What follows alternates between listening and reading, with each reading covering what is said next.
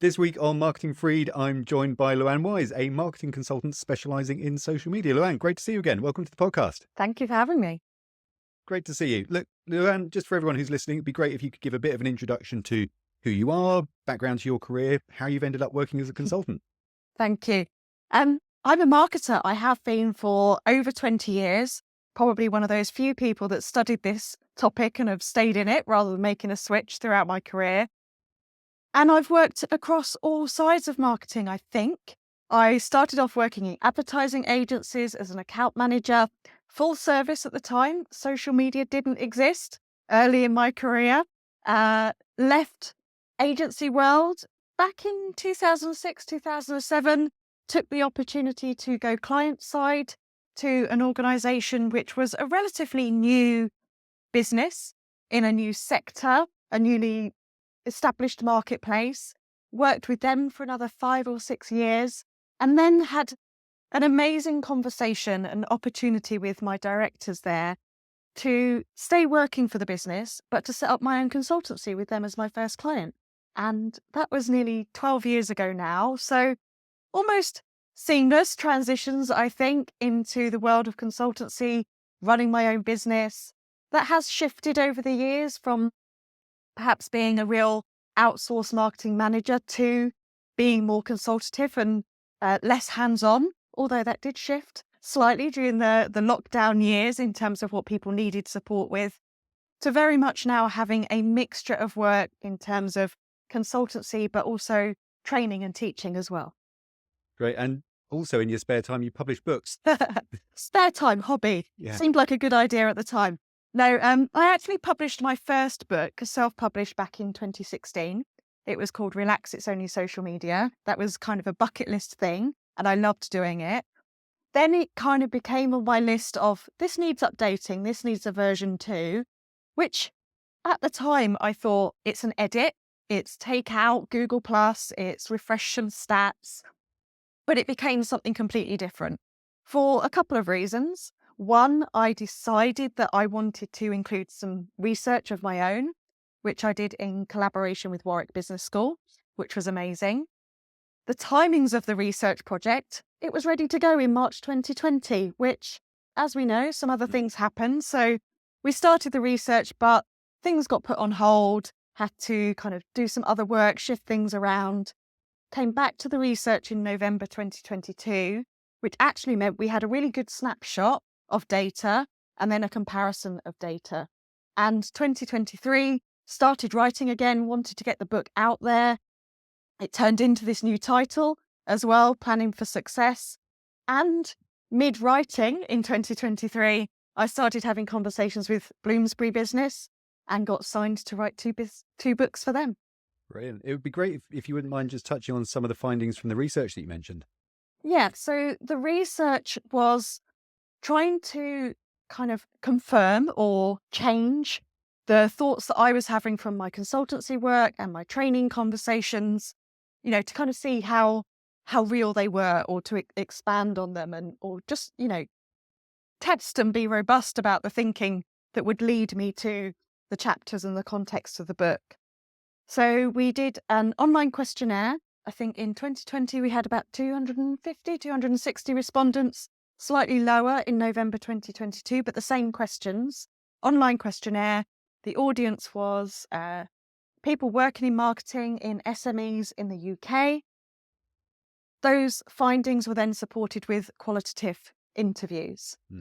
And some of the key questions that we asked were, it was an online questionnaire, so it was all kind of scales, agree, disagree, or ranking things in order, was around areas such as, I know how social media fits with my business plan. I know how to set the right objectives. I know what to measure. This is how I measure ROI. And I think I wasn't wholly surprised by the findings, which were, I would say, not far off a 50-50 split on a scale of kind of 7, strongly agree to strongly disagree. But it meant that there's still a lot of work to do in this area in terms of using social media for business. We absolutely should know what our business plan is as a marketer. We should know how to set objectives for things. So it gave me that focus on the content that I then needed to include. Yeah, that's fascinating. And if I'm totally honest with myself, the example questions that you've just given, I think I would be scoring myself very much to the left-hand side of that scale.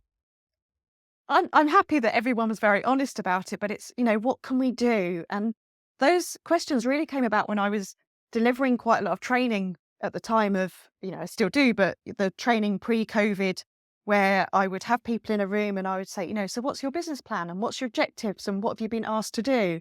And I hate to say it, but the marketers didn't have the answer to that question. They either hadn't been given it from top down, they weren't asking it up, and if they were given a brief, it was around things like how many likes do we get? Hmm. Or how many posts have we done this week? Kind of quite vanity meaningless, which isn't really good enough. I wonder why that is. I wonder if that ties back to just how challenging it is to actually measure the real ROI that a business might receive from building a solid presence on social media. Yeah. I think in part, it shouldn't still be new. Some of these social media platforms have been around for 20 years now, but in a way it feels that this is still something new. So we're trialing, we're making errors, we're allowed to experiment. But, that's still quite risky in a business to not have, some robustness behind it or some validation into why are we spending all our time on this. So I think it's slightly new. I think there's also challenges with social media around it being free and so easy to access. We can download, we can dive in straight away. And again, that doesn't make it right. But I don't know, David, if you remember, back in the very early days of building websites, there was also the conversations of, we need a website. Oh, I know someone's son or nephew or someone that can do this in their attic.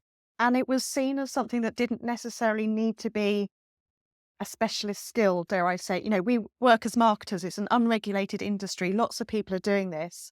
And so people are just diving straight in going, oh, my friend is on TikTok and they've got millions of followers. We can do that too for our business. And so I see this real gap between knowing how to use social media in your personal world and how we translate that to a business purpose that's focused, has direction, and will get results. Yeah, and there's the great saying, isn't there, that failure to plan is planning to fail, and I think that neatly sums up the issue there. I've read through Planning for Success. It was a very enjoyable read. Thank you. Thank you. It's obviously aimed at people who are sort of starting out. Is covering the fundamentals and giving people enough to get started on their social media journey. But I also found it really useful, just to actually have certain concepts broken down and spelt out. Is a useful exercise. And the one that stood out to me was there was a diagram in there it was just a Venn diagram illustrating the differences of the content that you might be putting out, broken down into really nice, simple terms of it's stuff that you want to be putting out, stuff that your audience wants to hear, and the stuff you should really be putting out is the stuff that crosses both barriers, right? I thought that was a really nice thing to be reminded of, because so many brands and people forget about that. Thank you. I think one of the things about teaching, training, writing, and almost like getting to the stage of your career where you're imparting your knowledge back to others. And yes, that's why I wanted to do it for early career marketers, because this book didn't exist when, I was early career, is getting those fundamentals right, because otherwise we skip over them very, very quickly. For example, I'll come back to the Venn diagram, but how many business books do you read that just say, have in mind your target audience, and then they carry on? And it's like, then you'll speak to someone about who's your target audience and ask them to define them, and they can't. And unless you know who's that behind that screen or who you're talking to, it's going to be really difficult to get it right. Yeah. So trying to get that basic thinking, whether it's about social media or websites or email marketing, we have to know who we're talking to. And it's not just at a demographic level either. No. It's not, okay, well, we're speaking to men aged 45 to 55, etc., because that doesn't really tell you anything about what makes them tick. It's the really sort of, it's the insights about the things, what keeps them up at night, what gets them excited, what are their hopes and fears and aspirations and all of that really help your marketing messages to stand out. Yeah. And I think as a marketer, and I found this, when I was employed in corporate, you have to speak to your clients. your customers. You can't have a sales team in between you or something else. The best days I ever had were going out with a salesperson and actually meeting the person who would have been reading the email communications or the tweets or something else. It's so important that you have these people in mind. And again, I'm slightly digressing from your Venn diagram question, but I saw a post on LinkedIn yesterday that was like, I got started in marketing and I write posts that I wanted to see and I wanted to learn about. And that really struck a chord with me around the thing is, as a marketer, you are very rarely your target customer for the organization that you're working for, the client that you're supporting. So we can't think about ourselves. We have to put ourselves in the shoes of other people. And that's absolutely got to be beyond demographics and age. And so that Venn diagram, to come back to it, is a mix between what do you as a business want to tell someone, your audience, and what do they want to know? And there's so much noise either side that if we focus on that middle bit, we're going to hit the spot. But we can only do that if we understand our audience. Yeah, absolutely. I want to dig a little bit deeper into a point that you touched on a moment ago about a lot of businesses and a lot of even marketing teams are kind of going through the motions of maintaining their social media activity, but without a real strategy or plan or even an objective in place. Yeah. If we think about LinkedIn specifically, what would you describe the value of having a corporate profile on LinkedIn is? Yeah. So LinkedIn, I'm a huge fan of LinkedIn, have been for many, many years, found it hugely valuable for myself, for learning, for developing my business, and with the clients I work with as well. But it presents a huge challenge in the structure of it around having company pages and having personal profiles. Company pages don't really get interaction or engagement from people because we connect with people, we do business with people, we exchange business cards, we meet real people at networking events. So that's who we connect with as personal profiles on LinkedIn. By virtue, really, our personal profiles are really only connected to a company in that experience CV part of a profile. Of course, the company page exists as like a place to curate the people together and as a place where the marketing team, comms team can share content. But I very much see the company page as like a content hub, a central resource. The power comes from personal profiles. And you really have to think about how those two things interact. Yeah, absolutely. And I think as well, there's a danger in marketing of only ever thinking about new potential customers as the audience that we're trying to reach through any channel, including social media. But there's different stakeholders. There's existing customers. There's employees. There's future employees. There's people who might be applying for a job. There's investors. And by the way, all of these stakeholders, they've got their own networks as well. So it's definitely worth doing. Completely. And I'm smiling to myself because the next book that will be out in September 2024 is about how to grow your business with the support of social media marketing. So as I was working on this and researching this, absolutely, there's different stages of growth. How do you grow? It can't all be about new customers. We all know how difficult it is to get a new customer. It's got to be about retaining your existing customers, getting more out of your existing customers. And don't know about your business, David, most of my work has come from referrals from my existing customers and network as well. So you've got to look after them as much as you possibly can and not just be focusing on acquisition. That is, I would probably say the hardest way to grow a business and products and service sales. Yeah, totally agree. And your point about getting spokespeople involved and the personal profiles and the content that they're putting out. Yeah. Certainly in my career, when I was working in-house, that was always a challenge because the C-suite, they're busy. They don't have time to be thinking about what content that they should necessarily be putting out on social media channels. And it's certainly not going to be writing long form content, or certainly the last company I worked for, that definitely wasn't the case. And they're not going to be producing their own videos and posting them. Yeah. How would you, or how have you got spokespeople involved at some of your clients to produce the content? Yeah, so it is an absolute challenge. And this is where I often get pulled in to kind of bridge that gap between what the marketers know needs to happen and supporting the rest of teams, sales, business development teams to make that happen. And I believe the first thing you have to do is tell them why it's really important, and almost like, as a marketer, I can't do this by myself. This isn't how the ecosystem works, and I need your help. And this isn't about, I think there's the illusion that LinkedIn is about recruitment and careers, and explaining how that is actually separate in how we want support within the business. So almost like, we need your help. We can't do this by ourselves. We need you, and giving all the, the supports and the loveliness around it. But then actually, once you have got, that in their minds, and okay, we realize we have to help this, then it's how to do it. And what you can't do is just ask people who, this isn't their job, this isn't their world, they have other responsibilities and areas to focus on. You can't say, we need you to give us blogs, because they won't know what that means. That's not their skill set. They will see it as being set a school assignment that they're going to get assessed on and leave to the last minute and not want to do. Break it down for them. Either, I want to write a blog on this topic because I know lots of people are asking about this. Can we have a coffee? Can I record the conversation? I'll write it up for you and get you to approve it. Or, here's 3 things that I need you to do. Or, when you're all out on site with clients, can you all take a photo, get permission for that photo, some tips on taking it straight and things like that, and then tell me what the project was. Like, break it down. Don't make it a chore or a big thing for them. Help them do it. And, you are the curator and the manager of it, but yeah, make it easy to get their involvement. And once you've done it a couple of times and then they see the results and what happens, they'll get the dopamine hit from it and want to do it again.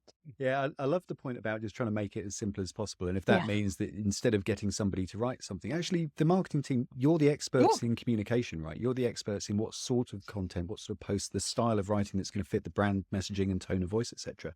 Don't expect the head of product development or the techie team to be able to do that. That's not their skill set. But by having a 15-minute conversation with somebody, you can get 1,000 words from that easily enough. And then it's just golden content that's out there. I think that's so valuable. Would you expect there to be a sort of different style of content that's published on a personal level versus the corporate level?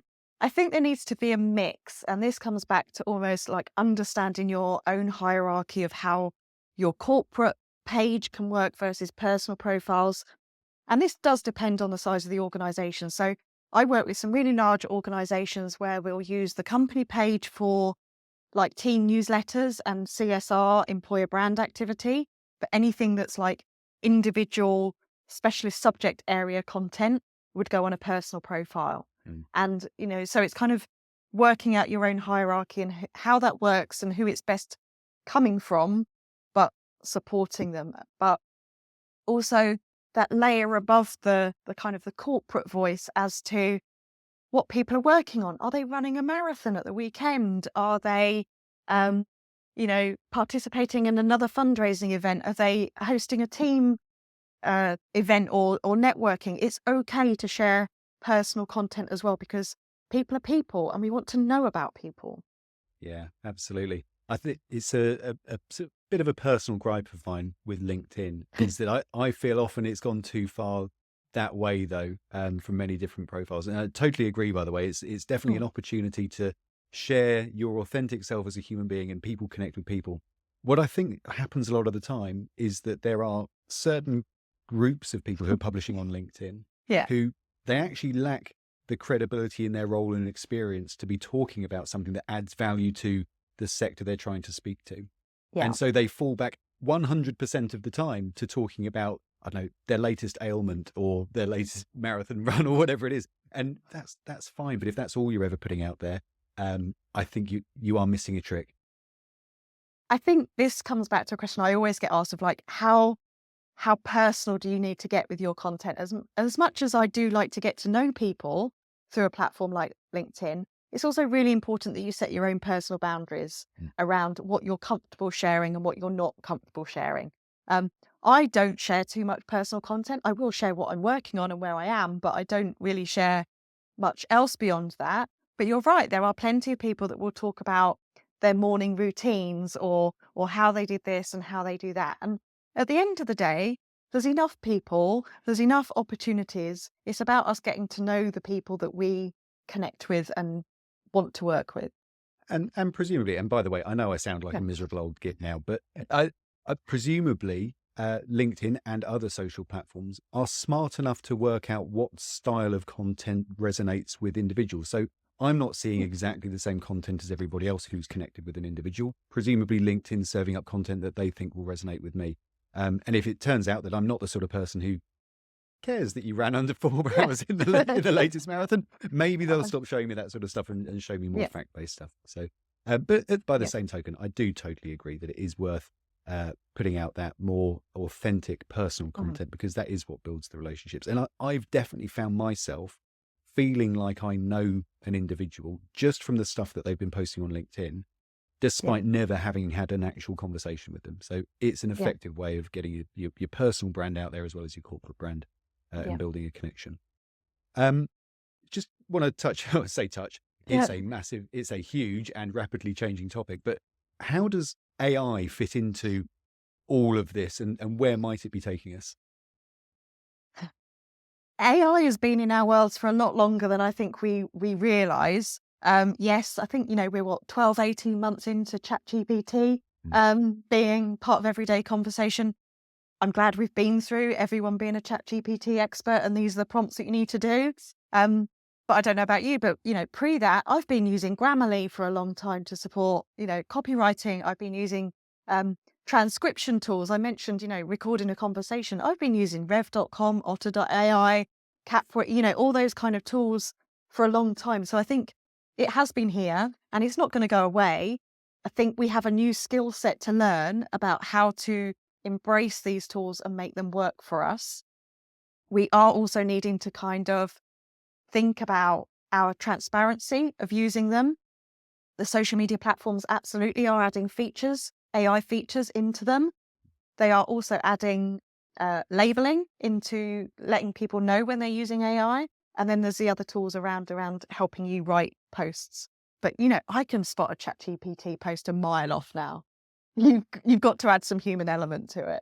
There's definitely a style, isn't there? With you can even set it to sprinkle some emojis in if that's your style as well. Which again, I'm going to sound again like a really grumpy old man. Yeah, that's not how I roll. No, I'm emojis aren't natural for me. It's almost I have to write something and then go, oh, I should probably add one in. Yeah, and have to think about it. It's not a natural language, but they do work. But also, just to touch on, we have to be careful with them because of accessibility, and screen readers find them a real challenge. Yeah, that's a great point. I think with AI being used more and more, it's undoubtedly incredibly useful for a whole variety of different things. It speeds up the content that can be produced.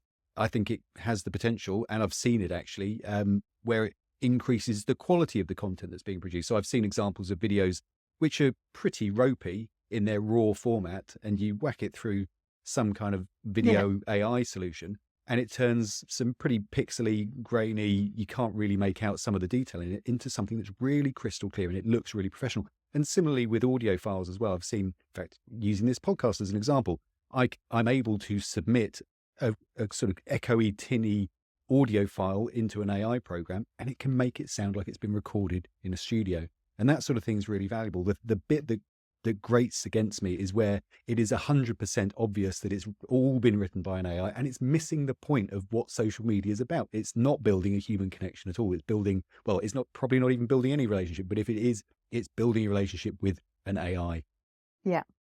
I think we need that human element. And as I said, it's a new skill set that we're having to learn of how can we use these tools to our advantage. Yeah, absolutely. Changes to LinkedIn that a lot of people won't be familiar with. I know we're skipping around a little bit, but in one of our previous conversations, you mentioned there was a new style of thought leadership post that I wasn't familiar with. It'd be great to understand what's going on there and any changes that other people might not be aware of. The world of social media changes on a daily basis. Some of them are things that it's useful to know. I wouldn't ever say you need to lose sleep on identifying every single feature. That's something that I do keep up to date with and share. Absolutely. Some of them are just, oh, okay, I didn't realize that, or this is something new. So don't kind of lose sleep over these changes. Um, but there is a new advertising feature in LinkedIn, which I'm quite a fan of, and it comes back to that relationship between the company page and individual profiles. So in terms of advertising, you can't advertise from a personal profile, but from a company page, you can select the post of an employee and advertise with that. So basically put money behind it to get more reach and engagement and to a wider audience. As an employee, don't sweat. You have control over this. So whoever is running your ads would go to their employees' page and their content, select the post that they might want to put some effort behind. It would then send a notification to the employee saying, your company page would like to boost this. Do you accept that? And then you could run the ad. I haven't seen too many of these, but I did spot one a couple of weeks ago where it was basically a new chief exec had done a post on his own profile saying, I'm a new chief exec, this is what I'm doing, this is my aims and my goals with working with the organisation.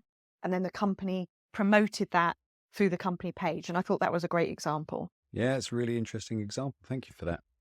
I did notice in your LinkedIn feed just before this call that you've recently been named as one of the judges for the UK Social Media Awards. Yes. That's exciting. It is exciting. It's actually my second year of judging those awards. And I love being a judge. One, because you get to read all the entries and learn from the entries. Obviously, complete confidentiality around what you see and learn, but you get to read all the entries. These ones are, you do an initial round of scoring independently against criteria, and then we meet online and have a discussion with other judges. Sometimes that can change how we felt about things. Sometimes we're collaborating on, what would be gold, silver and bronze. So that's great to debate that with other people. And then last year I did get to attend the ceremony and actually present on stage some of the awards as well. And just seeing how happy that made people and being part of that was brilliant. Brilliant. Sounds great. What sort of things are you looking for?